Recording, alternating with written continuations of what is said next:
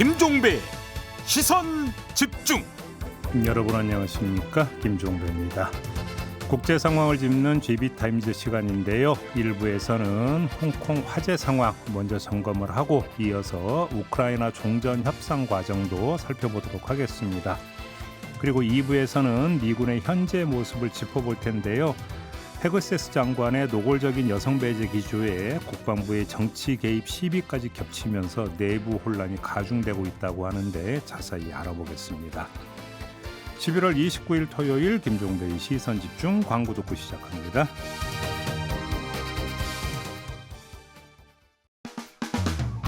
평일에 JB타임즈가 있다면 주말엔 글로벌타임즈가 있다. 테마로 알아보는 국제정치 JB타임즈. 네, 세 분과 함께하겠습니다. 다큐엔 뉴스 코리아의 김영미 대표 모셨습니다. 어서 오세요. 네, 안녕하세요. 그리고 장휘 세종대 글로벌 인지학부 초빙 교수 모셨습니다. 어서 오세요. 네, 안녕하십니까. 그리고 서울신문의 송현석 기자 모셨습니다. 어서 오세요. 네, 안녕하세요. 자, 오늘은 그 홍콩 화재 상황부터 좀 짚어봐야 될 것 같은데요. 피해가 상당히 큰 것 같습니다. 네, 현지 시간으로 26일이었죠. 홍콩 북부 타이포 구역의 31층 주거용 고층 아파트 단지에서 화재가 발생했습니다. 네. 최소 55명이 숨지고 300명 가까이가 실종이 됐는데 실종자의 40%가 나이가 많은 어르신들이라고 하고요. 사망자 중에는 화재 진압에 투입됐던 소방관 1명도 포함이 되어 있고 홍콩에서 가사 도우미로 일했던 인도네시아 국적 2명도 목숨을 잃었습니다. 이번 화재는 홍콩이 1997년에 영국에서 중국으로 반환된 이후에 최악이자 그리고 176명의 사망자를 냈던 1948년 홍콩 화재 이후에 77년 만에 가장 큰 인명피해를 낸 화재 참사입니다. 지금까지는 좀 화재 원인 규명을 아직까지는 하고 있거든요. 근데 시간이 좀 필요하겠지만 아무래도 아파트 보수공사 때문에 설치했던 가설물들이 원인으로 지목이 되고 있죠. 대나무 비계였다면서요? 네, 맞습니다. 우리는 보통 저 비계를 우리 같은 경우는 보통 이제 그 저기 철제로 되어 있는. 그렇죠. 그걸로 하는데 여긴 대나무로 해가지고 이게 오히려 불을 옮겨 묻는. 대나무가 불이 진짜 잘 붙거든요. 대나무 대나무 탈 때 보면 무서워요. 팡팡 터지면서. 네. 그래서 그게 완전히 연료통이 돼가지고 꼭대기까지 올라가 버리니까 이 불이 걷잡을 수 없이 커졌던 것 같아요. 단시간 내에. 근데 또 이것도 있지만 아파트 구조도 좀 되게 독특하다면서요. 홍콩 같은 경우가. 홍콩이 워낙 영화 같은 데서 보시다시피 건물과 건물 사이의 공간이 되게 좁고 그리고 내부도 우리가 생각하는 아파트보다 훨씬 더 복잡한 미로처럼 되어 있는 구조의 아파트도 많고요. 네. 그래서 아마도 피해가 더 커졌던 것 같습니다. 이게 99년 장기 임대 아파트래요.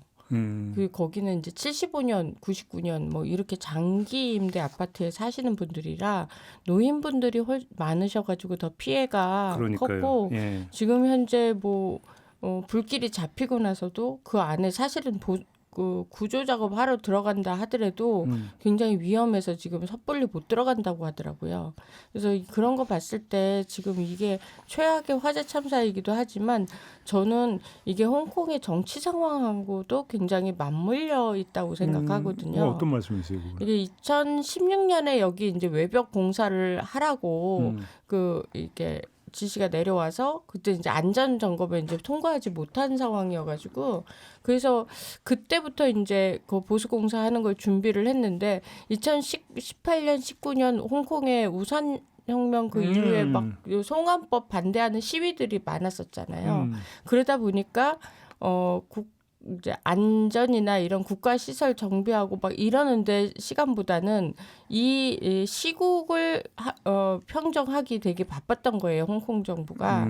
그러다 보니까 이런 안전이나 이런 거에 대해서 디테일하게 준비하지 못한 것 같고 이제 아무래도 국가가 위기가 오고 뭐 이런 상황이다 보니 아마 크게 이렇게 안전 상황 정책이나 이런 데 깊숙이 이게 정책을 하지 못했던 거 아닐까. 그래서 그런 결과가 나오지 않았을까 생각합니다. 흔히 하는 안전은 뒷전이었다.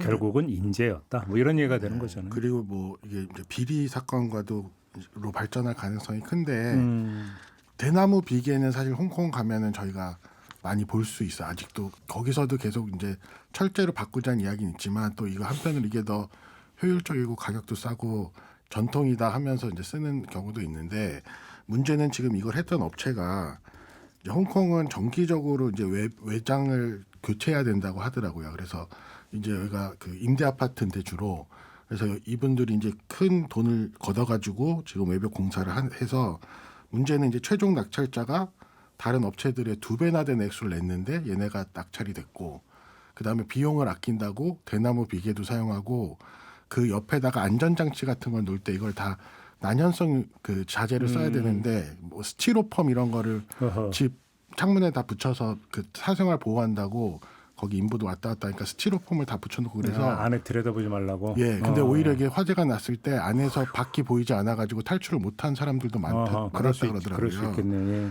그래서 이제 사실 홍콩의 이런 집의 구조나 비계를 사용하거나 이런 사실 문화들은 상당히 오래되었지만 이제 그럼에도 불구하고 상당히 오랫동안 안전들이 그래도 잘 지켜져 왔었는데 이제는 사람들이 대부분 이런 데서 살고 있고 또 홍콩의 부동산 가격이 말도 안 되게 비싸거든요. 장난 아니죠. 예, 그러니까 그런 상황에서 살면서 우리가 안전에 대해서 이제 깊은 불안을 느끼는 그런 동요들이 일어나고 있기 때문에 그래서 지금 이제 존 리 장관이 이 지금 업체가 짓고 있는 그 외장공사 전체를 감사하고 그리고 나머지 업체들에 대해서도 이런 문제들이 있는지를 보겠다고 이제 시작을 하고 있습니다. 알겠습니다. 항상 근데 이제 어느 나라는 공통되게 나타나는 현상이 뭔가 일이 벌어지고 참사가 난 다음에야 이게 문제였고 저게 문제였다 이런 식으로 나오는 이른바 뒷북치기가 반복되는 부분도 좀 있는 것 같아요. 홍콩은 좀 거꾸로인 거예요. 그 전에는 이런 거 안전이나 이런 거 굉장히 신경 쓰는 나라였거든요. 그래서 제가 이렇게 여러 나라 취재하다 보면 민주주의 위기와 참사가 같이 와요. 그래서 중요한 말씀이세요. 느슨해질 때 저런 감사가 비거나 뭐 이런 일들이 생기더라고요. 그래서 홍콩도 그런 상황이 아닐까라고 생각합니다. 알겠습니다. 그럼 문제 제기로 일단 홍콩 화재 사건은 좀 그 마무리를 하고요. 우크라이나로 좀 가도록 하겠습니다. 평화안이 요번에 되는 건 맞습니까?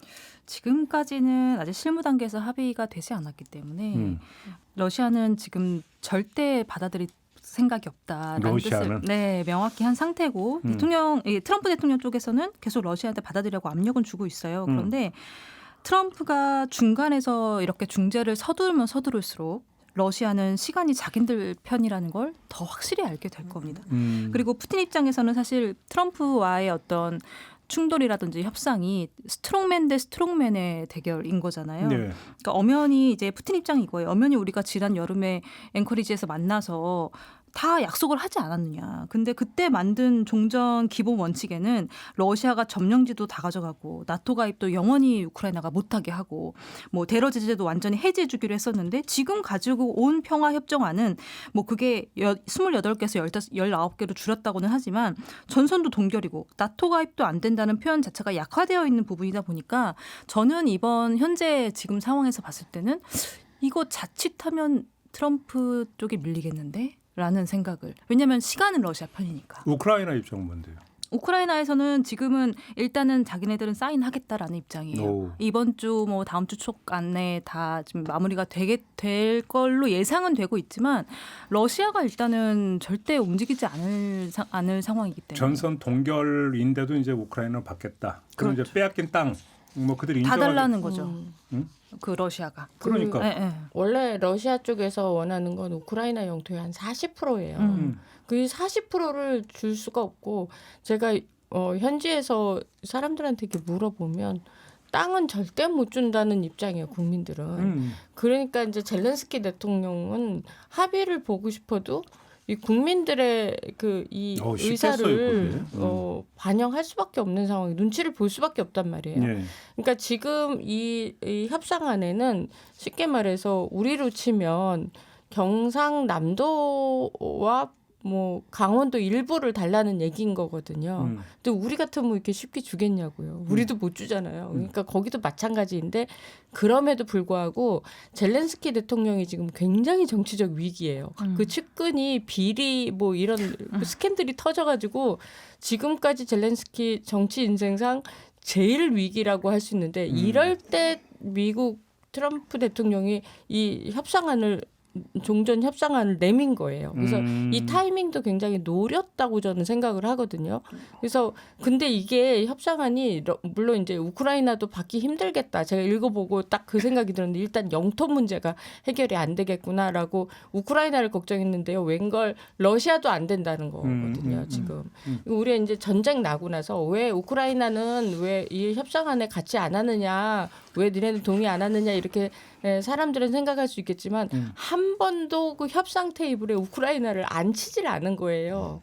우리 6.25 때랑 비슷한 거죠. 우리나라 권한이 없었잖아요. 원래 휴전 협정의 당사는 저기 유엔사니까. 그렇죠. 그럼에도 불구하고 러시아는 트럼프 대통령하고 계속 지금 그러니까 협상 테이블에 앉았잖아요. 그러니까 우크라이나는 지금까지 말도 한번 못 해본 상황인데 이런 상황에서 저는 우크라이나가 안 받을 거다 생각했는데 그럼에도 받으려고 한 거는 젤렌스키 대통령의 정치적 위기가 가장 컸고 또 아무래도 이 4년째 돼가면서 부담스러운 면이 없지 않아 있었겠구나라는 생각을 하는데 러시아가 이제 안 받겠다 더 달라라는 입장이고 좀 달라는 데가 돈바스 지역인데 이 돈바스가 석탄, 철광 뭐 쉽게 말해서 산업의 중심지였어요. 우리로 치면 포항 뭐 이런 곳인데 그걸 달라고 하니 공업 지역 한마디로. 그렇죠. 그러니까 굉장히 이제 우크라이나 입장에서는 난처한 상황이 된 거죠. 이 과정을 보면은 그 미국이 이스라엘 하마스 협상을 완성시킨 다음에 그때 이제 대표로 갔던 그 쿠시너나 이런 사람들이 이제 같은 방식으로 우리가 우크라이나 전쟁도 그 협상을 받아낼 수 있다라고 이야기를 한 것 같아요. 그래서 그 과정에는 루비오도 아마 배제됐던 것 같고 켈로그도 배제된. 그래서 켈로그가 이거 협상안 나온 다음에 사임했거든요. 근데 이제 그러다 보니까 지금 말씀하신 것처럼 우크라이나도 협상 과정에서 배제되고 처음에 러시아와 합의된 내용을 그냥 문서로 작성해서 우크라이나한테 주고 그러니까 그게 하마스한테 했던 방식인데 이스라엘이 널 뭘 주면은 전쟁을 멈출래 물어봐서 조건을 받은 다음에 그걸 하마스한테 계속 보내서 이거 받아야 돼라고 압박한 것처럼 이번에도 그렇게 했는데 이제 그러다 보니까 우크라이나도 그 협상 과정에 빠지고 그리고 그 국내에서도 반발이 있고 유럽에서도 반발이 있으니까 이제 수정안이 나오는 거거든요. 근데 그러다 보니까 러시아는 또 그 수정안 받을 수 없고 그다음에 유럽 내에서도 자기들이 빠진 상태에서 이런 협상을 이루는 것은 유럽 안보에 큰 문제가 있다고 생각을 하면서 유럽도 반대를 하고 그래서 지금 상황에서는 물론 이제 표면적으로는 우크라이나가 우리는 받아들일 것이지만 몇 가지 조정할 게 있다. 그리고 러시아도 뭐 얘기는 한번 해보자 뭐 이런 입장이긴 한데 이게 사실 그 이스라엘 하마스 협정이 이루어진 것처럼 이렇게 쉽게 될 것 같이 보이지는 않습니다. 그러면 세 분의 공통된 전망은 쉽지 않다. 네.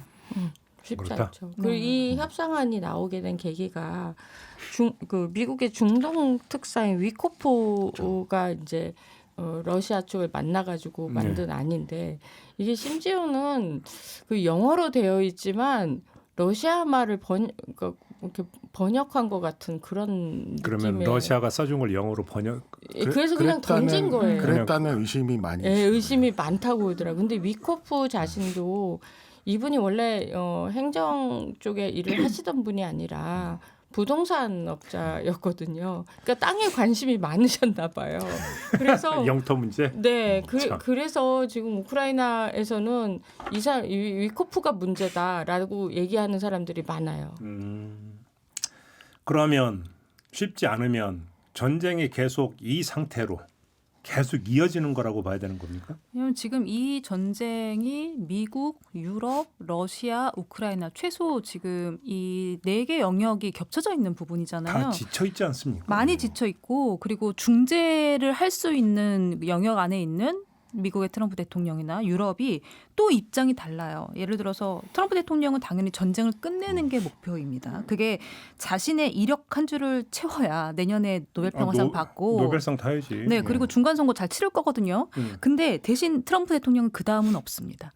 근데 유럽 연합은 전쟁을 끝내는 것도 끝내는 건데 더 중요한 게 종전 후예요. 종전 후의 평화 유지인 그렇죠. 거거든요. 그렇죠. 러시아가 다시 안 넘어오게끔 하는 게 유럽 연합의 목표라 이 두 쪽의 그 목표 자체가 사실상 자세히 들여다보면 다른 거거든요. 뭐 독일은 아직까지도 신중하고요. 파병 보내는 거에 대해서.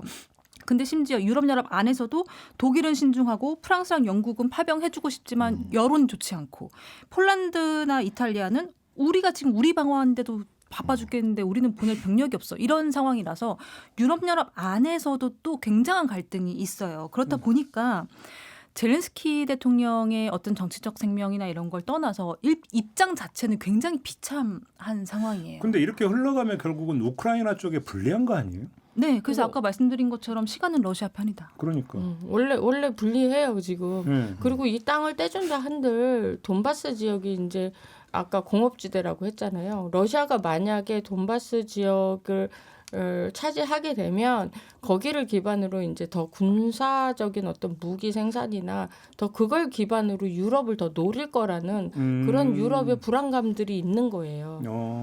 그러다 보니까 유럽 각 국가에서는 젤렌스키 대통령이 좀 버텨라라고 하고 싶은 마음이겠지만 그러기에는 힘도 없고 돈도 없고 또 사람들은 죽어가고 또 부패 스캔들은 터졌지. 그러니까 여러 가지로 문제가 생기는 거죠. 근데 우크라이나 다녀오셨잖아요. 네. 우크라이나 국민들의 예를 들어서 또 의지라든지 피로도라든지 이런 것들 어떻게 느끼셨어요? 굉장히 필요하긴 한데 땅은 떼줄 수 없다예요. 그래도 예. 오히려 젤렌스키 대통령은 대충 좀 여기서 협상을 보고 싶은 마음이 클 거예요. 너무 힘드니까. 너무 힘들고 부패 스캔들도 넘어가려고 생각하니까. 근데 아마 국민들이 그거를 받아들이기가 쉽지 않을 것이다. 그러면 그러니까 젤렌스키 정권이 붕괴될 가능성은 어떻게 보세요?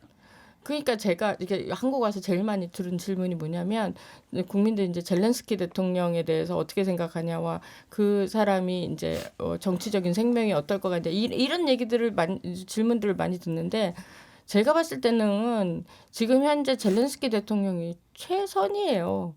다른 사람들이 이제 간다 해도 새롭게 이걸 적응하고 뭐 이렇게 하기가 쉽지 않고. 왜 질문을 드렸냐면 역사를 보면은 전쟁 상태에 있는데 그게 어떤 결정적 어떤 전환점을 맞이하는 게 전선에서가 아니라 후방에서 한 나라의 어떤 내정이 바뀌면서 보통 이게 변화가 나타나거든요. 그러니까 내정이 바뀌려면 인재가 많아야 되잖아요.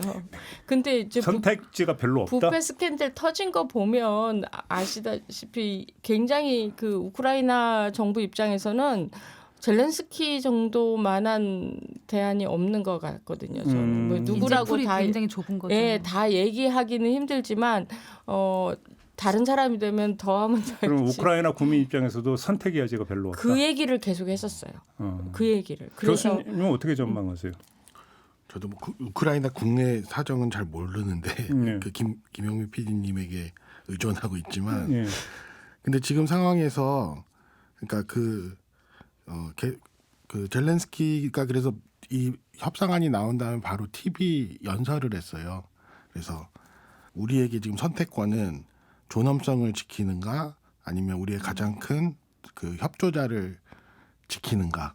그래서 그 우리는 지금 그 가장 큰 압박에 그러니까 여기서 존엄성은 사실 영토를 이야기하는 거고 협조자는 이제 미국을 이야기하는 건데 이 미국의 압박에서 우리는 어쩔 수 없는 선택을 해야 된다고 이제 사람들을 설득하려 하고 있고 지금 그런 점에서 되게 그 옵션은 거의 없다는 그런 상황으로 볼 수 있을 것 같습니다. 관건은 결국은 트럼프가 푸틴을 뭐 설득하거나 압박할 수 있는 수단이 있느냐. 네. 결국 이거 하나로 귀착이 되는 거잖아요. 그런데 푸틴은 지금 트럼프를 굉장히 잘 이용하고 있는 겁니다. 시간을 벌기 위해서. 왜냐하면 트럼프는 아무리 트럼프의 그 특유의 성격이 있다 할지라도 독재자일 수는 없거든요. 지금 미국 시스템 안에서.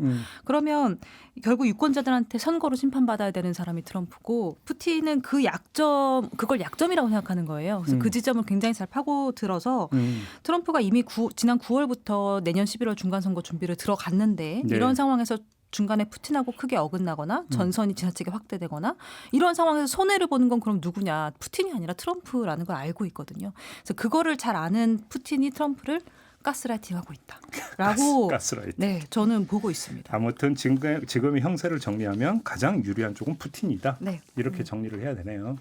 알겠습니다. 자, 첫 번째 주제 이렇게 마무리하고 두 번째 주제로 이어가겠습니다.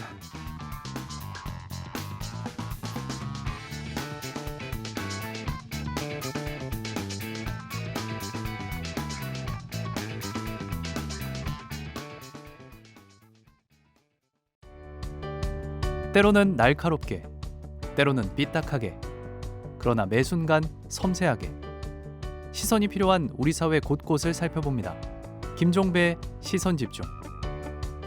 네, 토요일 코너 GB타임즈 세 분과 함께하고 있습니다. 송현석 기자, 장유희 교수, 김영미 대표 세 분과 함께하고 있는데요. 미국 얘기를 좀 계속하겠습니다. 이번에는 미국의 군 이야기를 좀 해야 될 것 같은데 미 국방부가 해군 대령 출신인 마크 켈리 미 민주당 상원의원에 대해서 중대한 비위 제보를 접수했다면서 조사에 착수했다고 하는데 이게 무슨 얘기입니까? 네, 이 켈리 의원이 다른 민주당 하원 의원들하고 함께 군 그리고 CIA 요원들을 향해서 불법적인 명령에는 거부할 수 있다, 거부해야 한다 이렇게 강조를 하는 영상을 공개를 한 겁니다. 이 켈리 의원이 해군에서 대령으로 전역을 하고요, 우주비행사로 이제 활동한 경력이 있는 국회의원들이에요. 그러니까 한마디로 자기 후배들한테 군인들 후배들이나 또 CIA 요원들한테 불법적인 명령에는 거부해야 한다는 얘기를 한 겁니다. 근데 처음에는 이게 불법적인 명령이 그래서 뭔데라고 얘기를 안 하다가 나중에는 이제 그 카리브해에서 계속 그 미국이 베네수엘라 마약 선박으로 추정되는 배들을 계속 때리고 있잖아요. 거기에 참여한 미군 병사들을 언급을 했어요. 그러니까 이 작전 자체가 사실 의회 승인을 받지 않은 불법 작전인데 이거를 공격하라고 하는 것 자체는 그러면 불법 명령이지 않느냐. 그러면 이 사람들은 이 군인들은 그 명령을 거부할 수 있어야 된다라고 이야기를 하고 있는 거죠. 근데 트럼프는 이걸 반역 행위로 규정을 했습니까? 네, 이게 사형으로 처벌할 수 있는 반란 행위다. 그렇게 이야기를 했고 그리고 나서 이제 국방부가 조사에 착수를 한 건데 지금 이제 국방부 입장은 켈리 의원이 군의 불명예를 가지고 온 것이다. 이렇게 주장을 해요. 그리고 이 동영상을 올린 사람이 켈리 의원 포함해서 5명인데 그럼 나머지 4명은 FBI가 조사를 하고 있고 이 켈리 의원만 지금 그 군이 조사를 하고 있거든요. 국방부가. 그래서 그거 이유를 봤더니 원래 복무 기간이 20년 이상인 군인들은 퇴역 후에도 계속 군 복무의 혜택을 받고 또 규정상 재소집도 가능하고 반드시 군의 명령을 따라야 된다라는 그 법칙이 복종 의무가 있기 때문에 군 형법이 이론적으로는 적용이 된다라는 의미에서 이제 지금 켈리 의원이 군의 조사를 받게 되는 겁니다. 아니 불법한 명령은 따르지 말라는 얘기는 할 수 있는 거 아닌가요? 너무나 당연한 얘기인데 전 너무 당연한 얘기인 거예요. 아무리 높은 사람이라 하더라도 너 가서 도둑질해라 이렇게 할 수가 없잖아요. 그러니까 너무나 당연한 얘기인데 이게 정치와 엮이면 명분이 되기도 하고 뭐 이런 거예요. 단적으로 작년에 우리나라 같은 계엄령 같은 경우도 그렇잖아요. 그래서 그걸 수행하느냐 아니냐, 이 불법적인 명령을 받아들일 것이냐. 그러니까 이게 지금 미국에서 벌어지고 있는 거예요. 똑같은.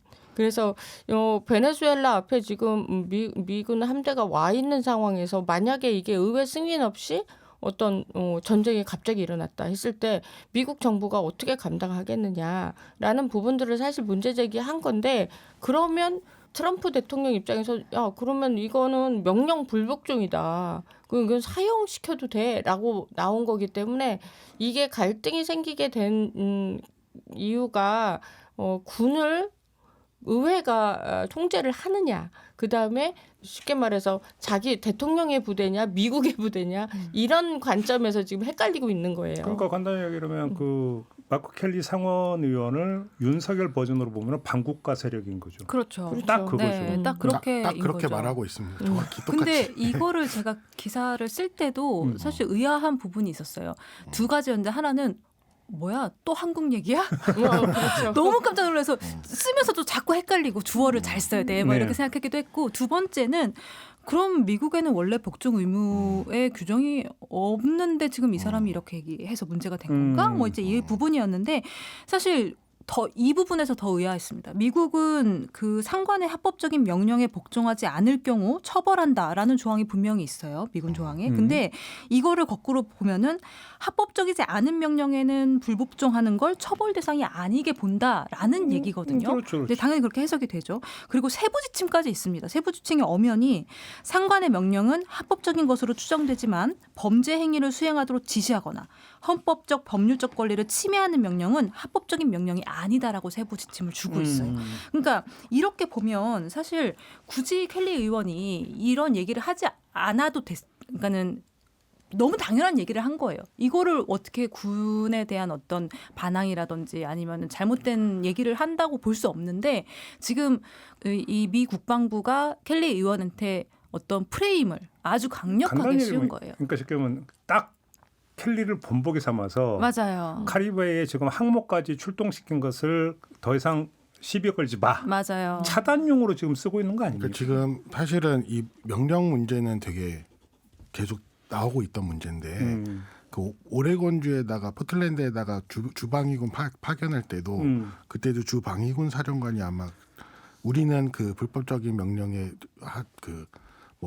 진답하지 않겠다 뭐 이런 발언을 한 적이 있거든요. 네. 그러니까 지금은 해외 지금 이 베네수엘라나 여기에서 이제 군사작전을 할 것 같은 이런 상황들 그리고 국내의 다양한 그 도시에다가 그 군대를 파견해서 뭔가를 하려는 그런 시도들에 대한 광범위한 그런 효과를 노리고 아마 켈리 의원이나 이 민주당 의원들이 군인들에게 불법적인 명령을 지키지 말라라는 이야기를 한 것으로 보이고 실제로 미국에 있는 미국 군사법이나 여기는 불법적인 명령을 거부할 권리를 이야기할 뿐 아니라 그 군대 내부의 교육에서도 계속해서 강조해서 불법적인 명령과 그다음에 비도덕적인 명령에도 그 교육을 할 때는 비도덕적인 명령 그리고 너가 명령을 따랐을 때 그것이 비도덕적인 결과를 낳게 될 것이라고 한다면 너가 적극적으로 그것들을 거부할 의무가 있다. 그리고 너네들이 그걸 하지 않게 될 경우에는 그 전쟁 범죄자로서 혹은 다른 식의 범죄자로서 기소될 가능성이 있기 때문에 너네가 그걸 판단해야 되고 그것이 우리 미군을 강하게 하는 것이라는 교육들을 계속 하고 있어요. 그런 점에서 사실은 지금 이제 트럼프나 헤그세스가 여기에 대해서 엄청나게 심한 말들을 막 집어 던지고 있는데 그런 부분들이 실제로 미군이 지향하는 점들과 사실은 맞지 않다라는 지적들이 계속 등장하고 있습니다. 그러니까 한마디 하고 싶으면 그렇게 한국을 따라하고 싶으면 지금 그 한국 정부가 군인복무 기본법을 지금 바꾸려고 한다는 것을 좀 그 참고를 해라. 그래서 근데 한국하고 미국 이번에 이게 정말로 교묘하게 딱 맞아떨어진 부분들이 있기는 해요. 그래서 너무 신기한데 일단 한국하고 미국 상황의 차이가 좀 있는 게 한국은 말씀하신 것처럼 복종 의무를 폐지하고 정당한 명령에만 복종하도록 하는 개정을 하는 거잖아요. 추진하고 있죠. 그렇죠. 근데 방금 저 언급했던 것처럼 미국은 원래 불법적인 명령에 대한 복종 의무가 없는 나라였던 거예요. 그러니까. 사실상. 오히려 거부해야 될 의사가 굉장히 명확한 편인데 그리고 군사재판 사례에도 명백하게 그런 것들이 다 기록이 되어 있는 거거든요. 그런데도 불구하고 지금 이 켈리 의원이 이렇게 얘기한 거는 사실상 군인들아 너희들은 불법적인 명령을 따르지 않아도 돼, 거부해도 돼라고 얘기하는 동시에 트럼프 행정부와 헤그세스 장관한테 다시는 군인들한테 불법적인 명령 내리지 마라는 걸 훨씬 더 강조하고 싶어 하는 거죠. 근데 그걸 국방부가 조사한다는 것도 좀 그렇지 않아요? 아니, 근데 이 논란의 가장 중심 인물이 마크 헤그세스 장관이에요. 이분이 그러니까 지금 트럼프 대통령이 계속 맞장구를 치고 있는데 군인들의 가장 높은 사람이거든요. 그래서 군인을 보호하기 군인의 편을 들어줘야 되는데 사실 대통령의 편을 들고 있단 말이에요. 그래서 이 부분에서 이제 그 군 안에서도 이렇게 불만이 많다고 하더라고요. 그래서 제가 사실 미군 그 종군 기자 프로그램 이렇게 참여하면서 제가 본 미군들은 불법적인 명령에는 병사도 움직이질 않았거든요. 그래서 약간만 아리까리해도 물어보고 하겠다라고 얘기하더라고요. 그래서 무슨 모호하도록 바꿔주세요.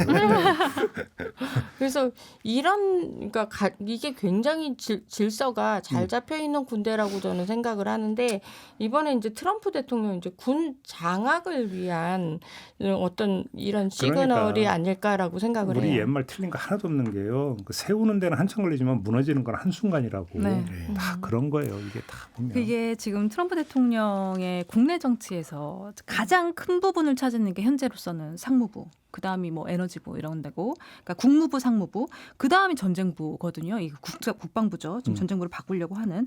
국방부는 주박위원을 움직일 때 반드시 필요한 부분이고, 그리고 전쟁부 장관의 본인이랑 성향이 똑같은 사람을 앉혀놓은 이유가 있어요. 왜냐하면 트럼프 대통령이 딥러닝 학습을 했기 때문입니다. 지난 일기 때 그 2020년 6월에 그 조지 플로이드 사건 있었을 때 이제 전체가 다 막 시위를 들고 일어날 때 트럼프는 주 방위군을 투입해서 시위를 진압하고 싶었지만 그때 반대한 사람이 국방장관이었어요. 그래서 못했거든요. 왜냐하면 미군은 뭐 어느 나라 군이나 마찬가지지만 정치에 개입하지 않겠다라는 중립적 원칙을 가지고 국방장관이 개입해서 우리는 못 들어갑니다라고 하고 트럼프를 막아섰는데 그때 트럼프 대통령이 손발이 안 맞아서 자기는 너무 고생했다는 얘기를 일기 끝나고 했거든요. 그게 국방장관을 얘기한 부분이었어요.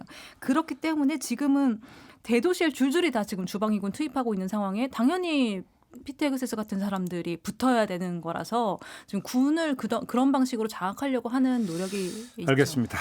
또 하나의 문제가 있습니다. 그 유명한 네이비실.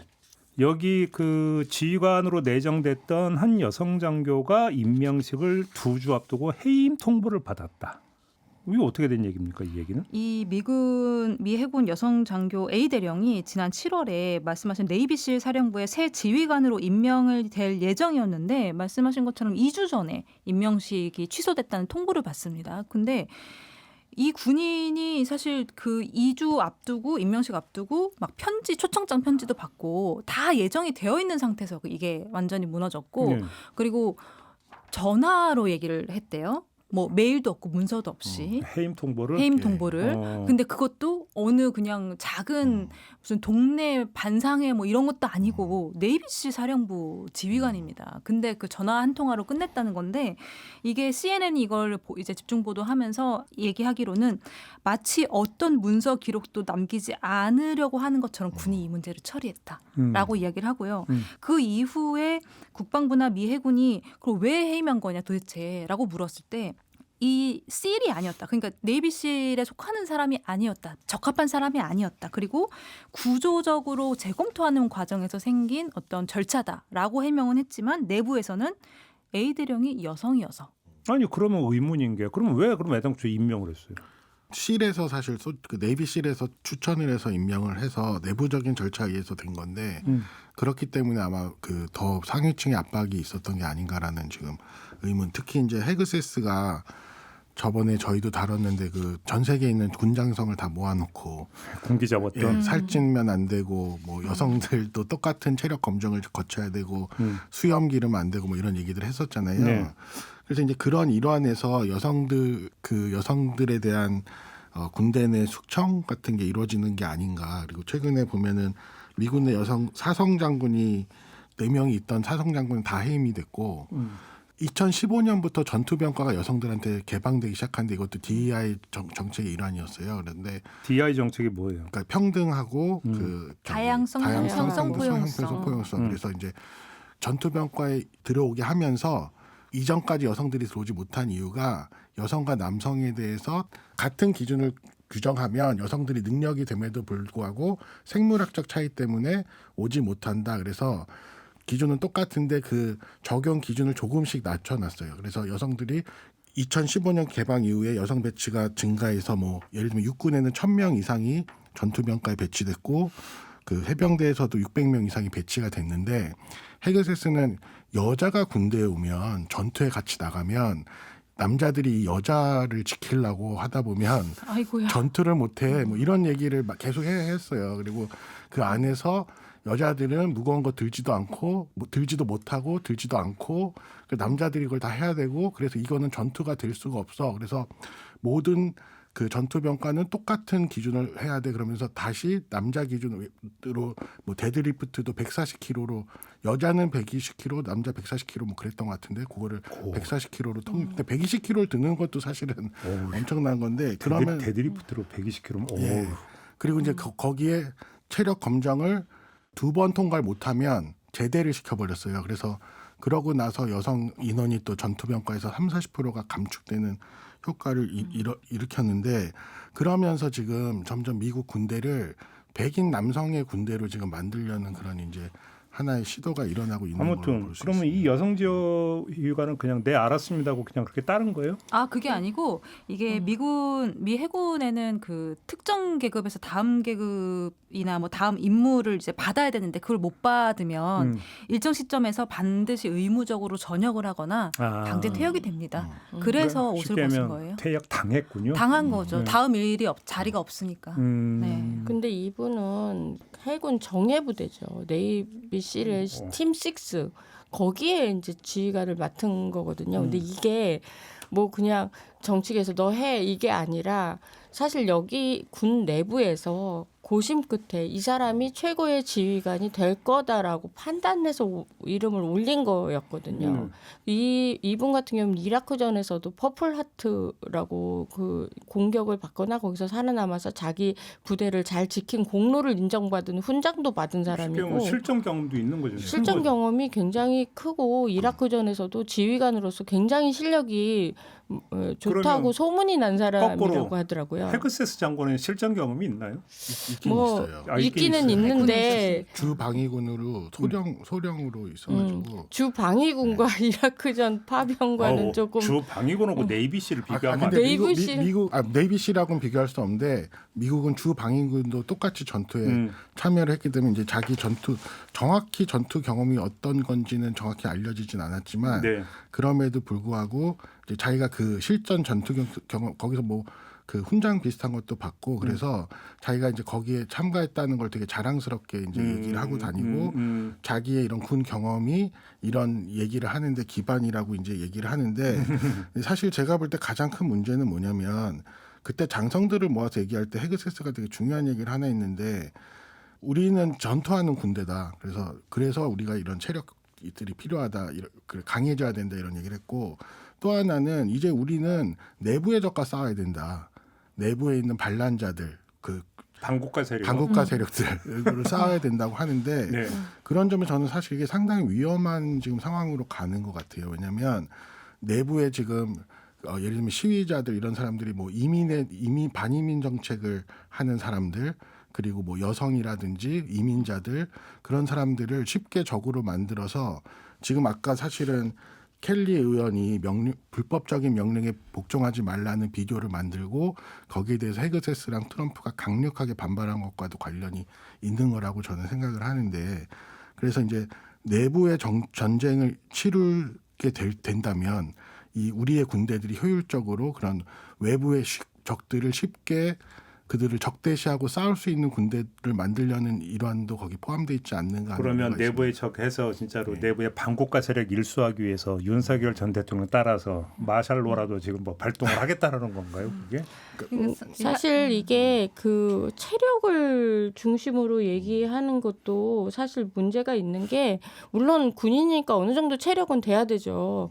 근데 지금 미군의 그 무기나 장비들은 체력보다는 뭔가 이렇게 머리예요. 기술과 기술입니다. 뭐 이런 거 위주인데 계속 무슨 아니, 요즘은 괴물 체력을 요구한다는 게 지금 말이 안 되는 거거든요. 전투기 조종사 같은 경우도 거의 모든 게 지금 전자와 디지털화돼 가지고 게임 하듯이 뭐 이렇게 한다면서요. 네. 네, 그래서 이 헤그세스 장관이 쉽게 말해서 여성들이 신체적인 약점을 전면에 내세우는 거 아닌가라는 오해를 지금 그러면 받는 게 그거거든요. 1차 타깃이 여성이고 그러면 그 다음에 군 안에서 유색인종 쫓아내고 네. 뭐 이렇게 가는 겁니까? 이미 그쵸. 유색인종들 그 나가고 흑인 있죠. 장군들 같은 경우에는 해임된 근데 경우가 많이 있어요. 사실 미군은요, 이게 왜 시크교 있잖아요. 머리에 이렇게 터번 쓰고, 예. 터번. 저는 미군 중에도 그 시크교를 봤어요. 그러니까 혹시 수영 기르지 말라는 것도 그 의식하고 지금 하는 얘기 아니에요? 그렇죠. 예. 그리고 저희 그때 얘기 나눴었는데 시크교도인데 저기 웨스트포인트 졸업할 때 터번스 거기다 계급장로 계급장을 달더라고요. 네, 그렇게 달고 그리고 나오는 심지어는 이라크전 할 당시에 미군 사이에서도 그 무슬림 장교들도 있었거든요. 그래서 미군은 굉장히 다양하고 표현의 자유가 있고 세계 최고의 군대가 되는 데는 이런 포용력이 있어서 가능했구나라고 저는 느꼈거든요. 근데 그걸 폐지한다는 거잖아요. 그러니까 그리고 그리고 미국의 이제 시민권을 얻는 되게 가장 중요한 그렇죠. 방법 중에 하나는 군대 입대해서 그렇죠. 군복무를 하게 되면 시민권뿐만이 아니고 뭐 교육의 기회라든지 엄청나게 많은 기회를 줘서 사실은 미국이 이민자의 나라로서 풍요를 누리는 데 있어서 그 군대 다양성을 유지해 왔던 게 상당히 중요했거든요. 그래서 이 사람들이 미군으로서 여기서 복무를 하고 미국 군대로 미국을 대표해서 싸우고 그래서 그걸 가지고 사회 내에서 이 사람들에게 너는 우리나라를 지켜준 사람이니까 우리 모두가 존중해 이런 것들이 이제 상호 관련이 되면서 미국 사회가 건전하게 유지되는 하나의 방식이었는데 아니, 그걸 굉장히 폐지하라는 거죠. 큰 미국의 장점 중에 하나예요. 비행기를 타도 여기에 이제 무슨 베테랑 예비역 뭐 있으시면 비즈니스로 올려드리겠습니다. 이런 종종 이제 안내 방송도 나오고 식당에서 이제 군인들이 이렇게 밥을 먹으면 옆에 있는 다른 사람들이 시민들이 내주기도 하고 이게 사실 미국의 힘이라고 본인들은 믿는데 만약에 이렇게 여성을 배제한다든지 타종교를 배제한다든지 이렇게 하면 미군이 세계 최고의 부대가 되는 가장 큰 장점을 배제하고 나는 부대가 되는 거거든요. 그리고 미군 하면 가장 먼저 떠오르는 영화를 생각해 보면 뭐 보통 라이언 일병 구하기 같은 거잖아요. 그런데 G.I. 제인. 그죠? 라이언 일병 구하기에 G.I. 조. 저도 그 제인이 있습니다. 네, 제인도 있어요. G.I. 제인 있어요. 네, 이게 이 얘기입니다. 네, 맞아요. 이분이 G.I. 제인이에요. 네. 근데 그 라이언 일병 구하기를 이제 관통하는 그 가치관이 뭐냐면 우리는 단 한 명의 동료도 적지에 남겨두지 않는다 이거든요. 설사 그 동료를 구하기 위해서 우리가 다 같이 또 희생을 하더라도 우리는 절대 남겨두지 않는다. 그래서 그 미군들 전사한 미군들이 돌아오는 그 귀환하는 예우를 엄청 강하게 해주잖아요. 그런데 지금 피트 헤그세스 장관의 이러한 정책들은 사실상 지휘관이 가져야 하는 그러한 포용력까지도 필요 없다. 무조건 힘의 논리에 따라서 움직이게 한다는 거죠. 근데 이제 문제는 그 트럼프의 임기는 지금 앞으로도 3년이 남아 있고 아이고. 그 사이에 군을 이렇게 지금 그냥 재편이라고 합시다. 네. 재편을 해. 그래서 여성 장교들 쫓아내. 이른바 유색인종 쫓아내. 그래서 정권이 바뀐다고 해서 그 사람들 다시 돌아와라. 이게 군 조직의 특성상 그것도 안 될 거 아닙니까? 그렇게 되면 그러니까 이게 다시 돌려놓으면 되지라고 생각하는 사람도 있지만 절대 그게 안 됩니다. 안 그게 되죠. 시간이 뭐 얼마나 걸릴지 알 수도 없는 일이고요. 거기다 계급 사회인데. 네. 그리고 합을 맞춰 오는 것들이 있어요. 어느 조직이든지 간에. 그러면 그러니까 한번 무너지면 그게 끝이에요. 그 무너지고 나면 끝이기 때문에 지금 미군이 계속 이런 방향으로 간다 그러면 미군 안에서 분쟁이 벌어지는 거는 당연한 거고 사실 가장 가까운 유럽하고도 충돌이 발생할 수 있어요. 왜냐하면 유럽군은 오히려 이전보다 훨씬 더 뭐 전투력 자체가 다양성, 전문성 이런 것들이 합쳐진 결합력이라고 생각하기 때문에 뭐 여성, 남성 이런 걸 가리지 않는 것도 아니, 오래전 일이고. 프랑스에 외인 부대 있고 구로카 용병도 있고. 그렇죠. 네? 그렇기 때문에 이제 유럽은 그렇게 생각을 하는데 미국은 원래 전통적으로 가치 기반의 리더십을 보여준 나라였지만 지금 이런 식의 미군의 모습은 그 가치 기반의 리더십하고는 전혀 거리가 멀어서 유럽하고 미국하고의 어떤 뭐 이제 그 협력하는 과정 뭐 이런 것들에도 사실상 문제가 생길 수 있는 거거든요. 지금 갈수록 저희가 오랜 시간 다뤘지만 뭐 세계 여러 나라에서 독재자들이 일어나고 있고 전쟁도 일어나고 있으니까. 간단히 정리하면 순혈주의 군대를 지향했던 게 히틀러의 어떤 그렇죠. 군대 아닙니까? 이겼습니까? 처참하게 졌지. 이제 이렇게 되는 과정들이 미국의 군대이냐 아니면 트럼프의 군대이냐 이렇게 되는 상황인데 알겠습니다. 만약에 트럼프의 군대가 됐을 때 이 세계 최강의 이 부대가 각 나라에 파병되고 전쟁을 일으키고 할 때 트럼프 명령 하나로 된다 그러면 굉장히 위험해질 수 심각한 있어요. 알겠습니다. 미국이 참 여러 가지로 몸살을 앓고 있네요. 근데 네. 우리나라 따라하는 게 너무 지금 네, 계엄선포로 따라하지 마라 이런 얘기하면서 오늘 얘기 좀 마무리하겠습니다. 세 분 수고하셨어요. 감사합니다. 감사합니다. 네, 오늘 준비한 이야기는 여기까지입니다. 물러가고요. 내일 아침에 다시 인사드리겠습니다. 고맙습니다.